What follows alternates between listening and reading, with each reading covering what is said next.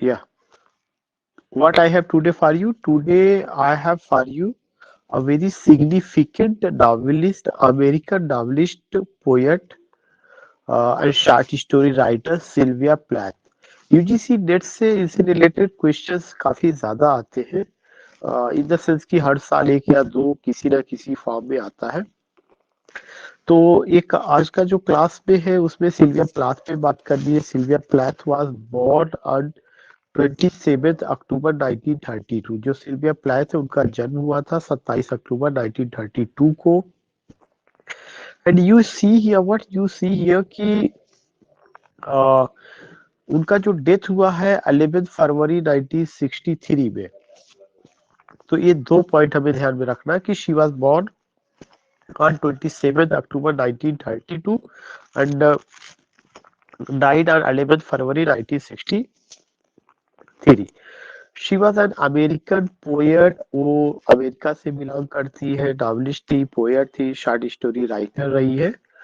इसके अलावा you come to know कि she is credited with the genre of confessional poetry. ये एक इम्पोर्टेंट क्वेश्चन बनता है, वो जिससे जुड़ी हुई है या जिस तरह का पोयम लिखती है वह कैसा पोइट्री था या कैसा पोयम था, कन्फेशनल पोयम और कन्फेशनल पोइट्री। कन्फेशनल पोइट्री या कन्फेशनल पोयम कौन सा पोयम होता है? कन्फेशनल पोइट्री और poem is a type of poem in which the poetess or the poet confesses. What does she confess? She confesses her trauma, pain, state, under what situation she was brought up, her childhood, and how she was treated in the society. These things she accepts with open heart and mind. तो एक उसमें होता है। तो confessional poem का you will come to know काफी significant होता है। इसका एक बड़ा writer Kamala Das, Indian poetess Kamala Das रही है। वो भी हमें ध्यान में रखना चाहिए कि कन्फेशनल पोइट्रेस में कमला दास। कल मैंने कमला दास का एक वीडियो भेजा था, एन इंट्रोडक्शन, उनका पोएम का क्रिटिकल एप्रिसिएशन। वो जो है एन इंट्रोडक्शन, वो कन्फेशनल पोइट्री का हिस्सा। तो वी मस्ट नो कि कन्फेशनल पोइट्री क्या होती है। अभी मैं मैन्युस्क्रिप्ट, हैंड रिटन मैन्युस्क्रिप्ट भेजूंगा, उनसे उसमें कन्फेशनल पोइट्री को भी लेके जिक्र किया गया है। तो what I am telling you, I am telling you कि सिल्विया प्लाथ जो है 27 अक्टूबर 1932 को जन्म हुआ, फरवरी 11 1963 को उनका डेथ हुआ है। और वह American poet, novelist, short story writer रही है। She is credited with advancing the genre of confessional poetry. उन्होंने जिस तरह का पोयम लिखा उसका क्या नाम है? कन्फेशनल पोइट्री है। And is best known for two of published collections. उनका दो पब्लिश्ड कलेक्शन बड़ा फेमस रहा, the colossus and other poems. ये एक चीज पूछी जा चुकी है, the colossus and other poems. ये चीजें, एरियल भी पूछा जा चुका है। ये उनका collection of the poem, the colossus and other poems 1960 and Ariel 1965। इसका डेट भी आपको ध्यान में रखना है। और ये भी ध्यान में रखना है कि एक कन्फेशनल पोइट्री का हिस्सा है, या it's an example of confessional poetry, the Colossus and other poems and Ariel. If anyone say what is confessional poetry, it's a type of poem in which the poetess or the poet confess how she was brought up, yeah, what happened with her in childhood. And in confessional poetry, I is important. She means how she was brought up, yeah, if she has faced any agony, pain, state, trauma or any situation। तो उन सब चीजों को वो जो है क्या करती है? कन्फेस करती है, या उसको स्वीकार करती, बताती है कि हाँ मेरे साथ ऐसा ऐसा ऐसा ऐसा हुआ चाइल्डहुड में, यंग एज में। If anyone abused, if anyone humiliated, if anyone sidelined that author, all this situation she confesses, ये सब चीजें। तो उसका जो एग्जांपल रहा, the colossus and other poems. और एंड एरियल, वो मैंने बताया कि इंडिया में कमला दास एक बड़ा नाम है, जो पोइटेस रही कमला दास। इसके अलावा इनका एक नॉवेल रहा है द बेल जार, ये भी पूछा जा चुका है।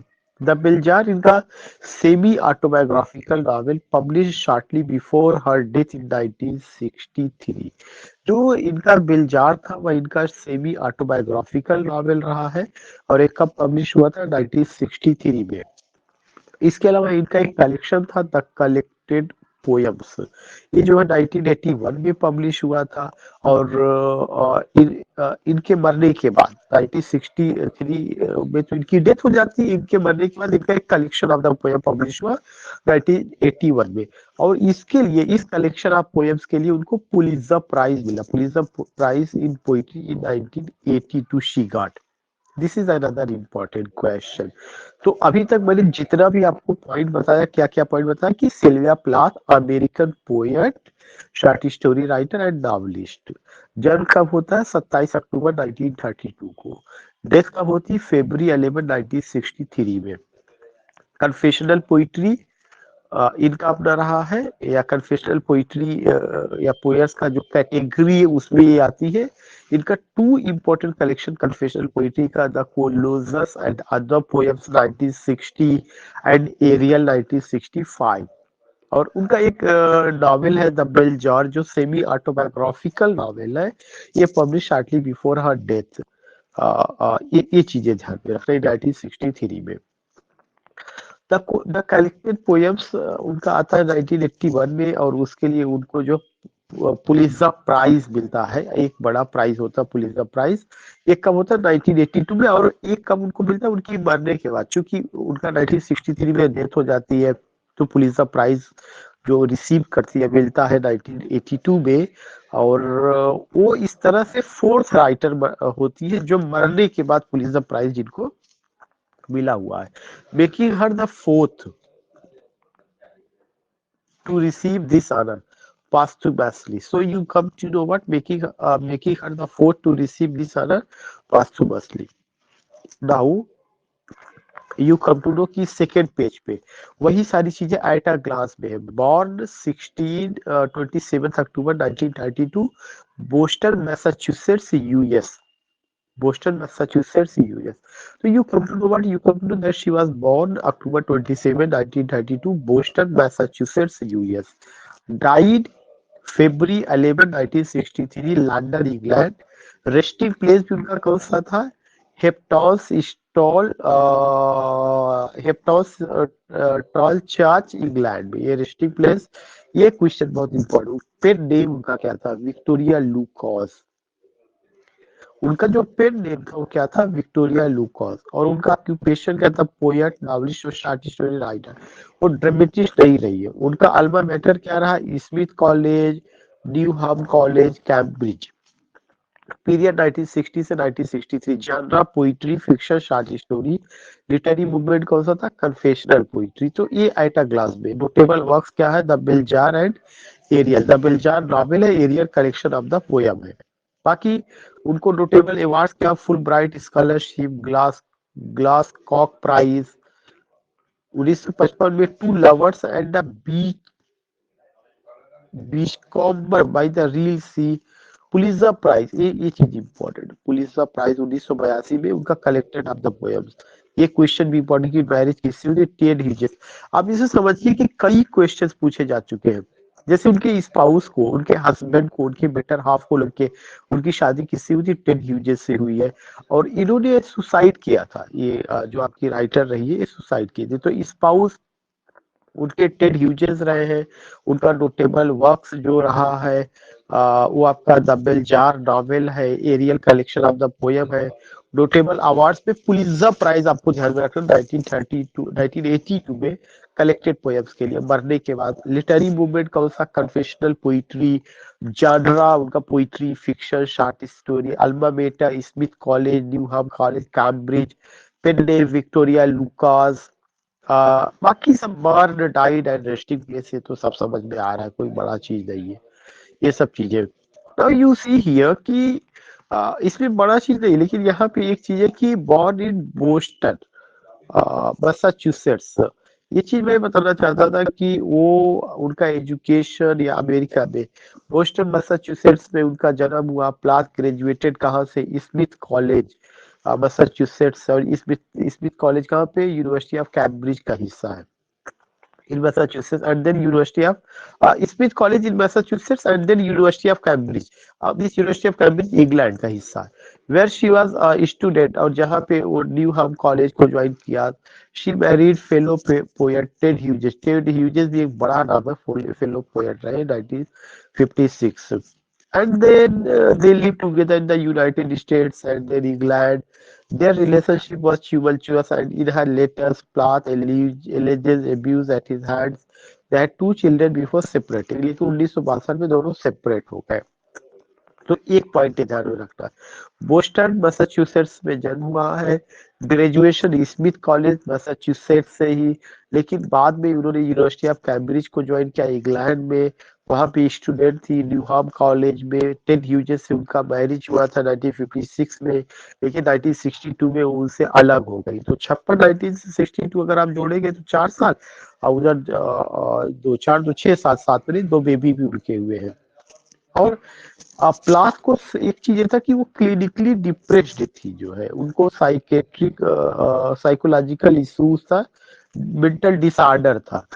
Plath was clinically depressed for the most of her adult life and was treated multiple times.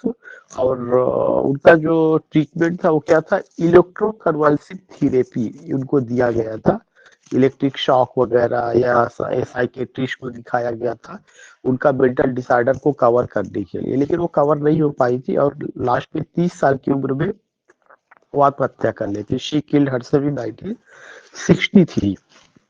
तो एक यंग पोएटेस जिन्होंने अपने आप को जो है आत्महत्या कर लिया या इस तरह का चीजें आप देखते हैं, तो इट्स अ वेरी, थोड़ा सा समथिंग यू कैन से कि I am not saying, you come to know कि great poet lived in such a situation, unable to face the reality of life, unable to face the challenges and issues, and you here come to know ये सारा situation उनके साथ भी। आपको यहाँ question क्या क्या ध्यान में रखना है, उनका डेथ नहीं होता है, नेचुरल डेथ नहीं है, उन्होंने सुसाइड किया, number one point.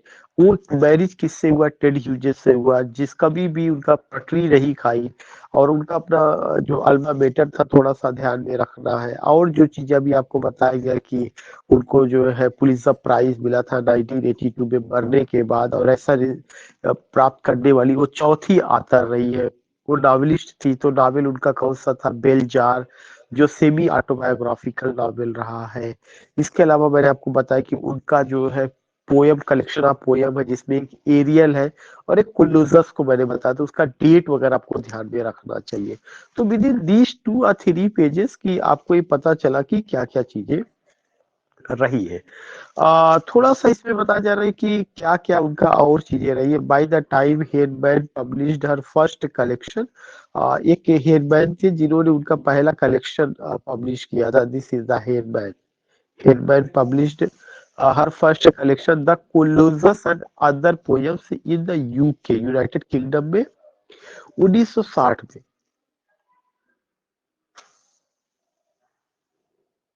The Colossus and Other Poems in the UK in late 1960. So you come to know what you come to know कि Henman published her first collection, The Colossus, COLOSSUS, Colossus and Other Poems in the UK in the late 1960 में।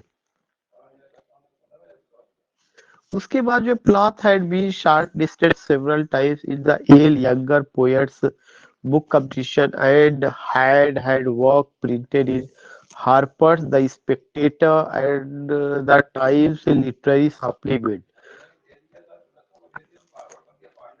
All the poems in the Colossus had already been printed in major US and British journal, and she had a contract with the new yorker. हमें थोड़ा सा ध्यान में रखना है कि उनका कुछ पोयम जो है एल यंगर पोएट्स बुक में भी आया था, और एक जर्नल जैसे कि हार्पर्स का the Spectator, Times Literary Supplement, इन सब में। खैर बहुत ये कोई इम्पोर्टेंट चीज नहीं है। Then you come to know कि the Colossus received largely positive UK reviews, highlighting plots wise as a new and strong. Peter Dickinson, ये सब छोड़िए, कुछ ऐसा नहीं इसमें, जो ये सब कोई बहुत मतलब का नहीं है। बस ध्यान में क्या रखना है, एरियल 1965 में कलेक्शन एरियल पब्लिश पोस्टमसली मरने के बाद, और the colossus and other poems 1960 60 65, ये दो चीज ध्यान में रखिएगा। अब you here come to know what you here come to know about her novel the bell jar. अभी तो उनका दो वर्क को लेकर के हम लोग बात कर रहे थे, द एरियल जो मैंने कहा नाम ध्यान में रखना, द कोलोसस। ये क्लॉस का ये क्या है, सेमी ऑटोबायोग्राफिकल नॉवेल है, it's the semi autobiographical novel. Her mother wanted to block publication was publish in 1963, 1963 में पब्लिश हुआ, और यूएस में यूनाइटेड स्टेट ऑफ अमेरिका में 1971 में पब्लिश हुआ। 63 और 1971 ये दो डेट ध्यान में रखना है। उसमें आया, describing the compilation of the book to her mother she wrote, describing the compilation of the book to her mother she wrote, What I have done is to throw together events from my whole life। उन्होंने बताया कि ये जो book है उसमें जो है कोई और नहीं है बल्कि मेरा अपना जीवन है, my whole life। Fictionalizing to add color, it's a pot boiler really, but I think it will show how isolated a person। दूसरा चीज कि ये जो किताब है मेरे जीवन का है, और मेरे जीवन में सबसे महत्वपूर्ण बिंदु को दिखाया गया, वो कौन सा बिंदु है, isolation, isolated a person, isolation, isolated a person feels when he is suffering a breakdown। I have tried to picture my world and the people in it as seen through the distorting lens of a bell jar। खास करके उन्होंने अपनी suffering का break down, I have tried, मैंने कोशिश की, to picture my world, अपनी दुनिया को दिखाने के लिए, लोगों को, द पीपल को, in it I seen through the distorting lens of bell jar, और किसके, बेल जार के लेंस से। She described her novel as an autobiographical apprentice work with which I had to write in order to free myself from the past। बहुत बड़ी बात है, ये statement ध्यान में रखिएगा। उन्होंने खुद कहा कि ये जो नॉवेल है मेरा ऑटोबायोग्राफिकल अप्रेंटिस वर्क है, और मैंने इसको इसलिए लिखा ताकि मैं अपने जो बीते हुए लम्हे कष्ट के दिन है उससे मुझे छुटकारा मिल सके। आई हैड टू राइट, मुझे यह लिखना पड़ा, in order to free myself, मैं अपने आप को स्वतंत्र कर सकूं, फ्रॉम द पास्ट, पास्ट में जो घटनाएं मेरे साथ हुई है वह मुझे हमेशा कचोटती रहती, याद आती, तो उन यादों को मैंने किताब की शक्ल दी है ताकि वह दुनिया के सामने आ सके। तो I just want to tell you the bell jar is a very important novel. मैं अगली क्लास में बेलजार पर ही मैं बात करूंगा कल। और बेलजार को यू गेट हियर कि ये सेमी ऑटोबायोग्राफिकल नॉवेल है जिसमें फेमिनिज्म भी है और डिसऑर्डर भी है, साइकेट्रिक सिचुएशंस को भी उसमें दिखाया गया है। And you come to know कि ये 1963 में पब्लिश हुआ था, फिर 71 में पब्लिश हुआ यूएस में। एंड इसमें जो है जो सिल्विया प्लाथ है उनका खुद का जीवन का दिखाया गया है, और वे अपने आप को आइसोलेट महसूस करती है। I have tried to picture my world, मैंने कोशिश की है कि मैं अपने जीवन को जो है क्या करूँ, इसमें पिक्चराइज करूँ, and the people in it as seen through the distorting lens of a bell jar। She described her novel as an autobiographical apprentice work which I had to write in order to free myself from the past। Plath dated a Yale senior named Dick Norton। Plath dated, उन्होंने जैसे एक आदमी के साथ dating भी किया था जिसका नाम है Dick Norton. During her junior year, Norton upon whom the character of Buddy in the Bell Jar, और जो कैरेक्टर है बडी वो जो है डाल्टन ही है बेल जार में। There is a character Buddy in the bell jar is based contracted tuberculosis and was treated at the Ray Book Sanatorium near Saranac Lake। While visiting Norton, Plath broke her leg skiing an incident that was fictionalized in the novel। उनके जीवन का जो उनका पैर का टूटना था, जो उन्होंने डेटिंग किया था डिक नॉर्टन के साथ, वो चीज एक कैरेक्टर की शक्ल में, बडी की शक्ल में आया हुआ है नॉवेल में। And you come to know Plath also used the novel to highlight the issue of women इसीलिए मैंने इसको लिया हुआ है कि जब जेंडर स्टडीज हम लोग पढ़ रहे हैं तो कैसे जो है इशू ऑफ वुमन यहाँ पे दिखाया गया, that is another important. But Plath also used the novel to highlight the issue of women in the workforce during the 1950 workforce during the 1950 के दशक में वुमन का क्या कंडीशन था, वर्कफोर्स में उनको किन किन चीजों का प्रॉब्लम सामना करना पड़ रहा था, प्लाथ में उसको भी प्रेजेंट किया हुआ है। She strongly believed in women's abilities to be writers and editors while society forced them to fulfill secretarial roles।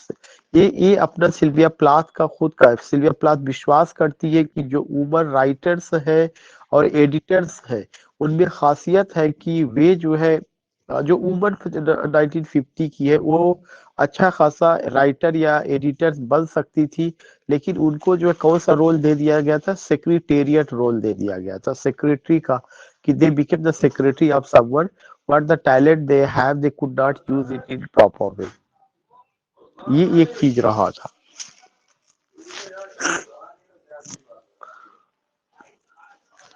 उसके बाद है डबल एक्सपोजर उनका work. In 1963 after the bell jar, कह रहे 1963 में जो बेल जार है इसके बाद वाज पब्लिश्ड, ये पब्लिश हुआ 1963 में के बाद जो बेल जार था वो पब्लिश हुआ। Plath began working on another literary work title double एक्सप्लोजर पे काम करना शुरू हुआ। was never published और एक कभी which was never published according to Ted Hughes in 1979 Plath left behind a type script of 130 pages, but in 1995 he spoke of just 60-70 pages. Alvin Hughes wrote in 2003 that the typescript may have consisted of the first two chapters and did not exceed 60 pages. तो you find कि double exposure था, लेकिन double exposure कभी publish नहीं हो पाया। Ted Hughes ने कहा था कि इसमें 130 पेज के आसपास का है, बाद में जो है पता चला नहीं 60 पेज का है। Then you come to know about Ariel. Double exposure को ध्यान में रखना है कि डिडंट पब्लिश। एरियल में जो कलेक्शन ऑफ द पोएम रहा है, फ्रॉम द पोएम एरियल से लिया गया। And I am the arrow, the dew that flies is suicidal at one with the drive into the red eye, the cauldron of morning. The posthumous publication of Ariel, कह रहे कि जो पास्थुमस publication है उनके मरने के बाद एरियल 1965 में precipitated Plath rise to fame, इसी से उनका फेम हुआ। The poems in Ariel mark a departure from her earlier work into a more personal arena of poetry. और इसमें पर्सनल एरेना पोइट्री नजर आती है। रॉबर्ट लॉवेल्स पोइट्री में have played a part in this shift as she cited Lowell's 1959 book Life Studies as a significant। ये सब चीजें रही। एरियल का नाम आपको ध्यान में रखना। बाकी ये पोइट्री का कलेक्शन उनका था, द कोलर्स एंड अदर पोएम्स रहा था। एरियल उनका रहा है। ये दो तो मैं आपको बार बार कहूंगा, थोड़ा सा हम इसके बारे में कल की क्लास में हम बात करेंगे इनके वर्क को लेकर के, द कोलोजस, एरियल। बाकी three women monologue of three voices, ये भी आप कर लीजिए। Crossing the water, winter trees, the collected poems 1980, selected poems 1985, Ariel restored edition. एक तो एरियल का 1965 आया था 2004 में, उसका रीस्टोर्ड एडिशन। जितना भी वर्क है फेबर एंड फेबर से ज्यादा आया हुआ है। कलेक्टेड प्रोज और नॉवेल द बेलजार, ध्यान में रखना 1963 में। और ये जो बेलजार लिखा गया है विक्टोरिया लुकास, इस सूडोनिम से लिखा गया है, विक्टोरिया लुकास। ये चीज एक क्वेश्चन बनेगा, बनता है, बनेगा क्या, बनता है, विक्टोरिया लुकास उनका सूडोनिम था।